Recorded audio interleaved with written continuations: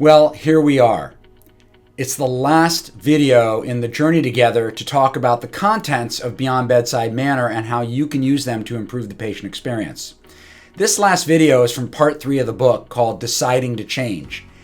And when you decide to change, you're going to want a formula, some type of framework that you can use to help guide you. The best one I know of is also one of the simplest.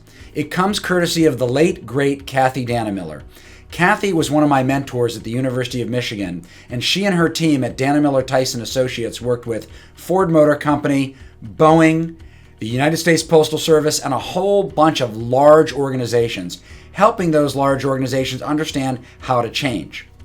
One of the formulas that she used to teach was the theory of change that was built by Beckhard decades earlier, and it goes like this. You first have to have dissatisfaction in the current way you're doing things. It's represented by the letter D. You need to have a vision of where you want to go, what change would look like if you got there, represented by the letter V. And then you need to have the first steps that you're going to take to move in that direction, represented by the letter F. Now, all those together need to be greater than the resistance to change that we experience as human beings all day long. It's hard to change. We resist it. It's represented by the letter R. And the formula is very simple. D times V times F needs to be greater than R in order for change to occur.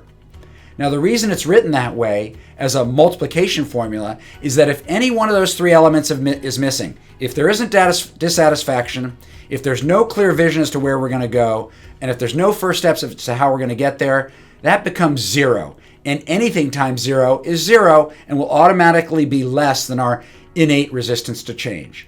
So keep this in mind. DVF greater than R. It's a great, easy formula to remember. I hope that it inspires you and puts you on the path to great success in your practice for your patients, for your team, for the benefit of your practice, and for the benefit of all society. Thank you. And for those of you who have watched all 60 videos, I want to say thank you for your time, your attention, and for sharing my passion for making the patient experience better. There's so many people that have been part of this process. Pine and Gilmore, who wrote the foreword of the book, all the doctors and others who read the advanced copy before we launched it, and you. You can make it happen in your practice, so good luck. Please keep us posted. Send comments to me, to our office. We love hearing from you, and we're all in this together with this thing called the PX movement, the Patient Experience Movement. It's for our patients. Let's go for it. Thank you.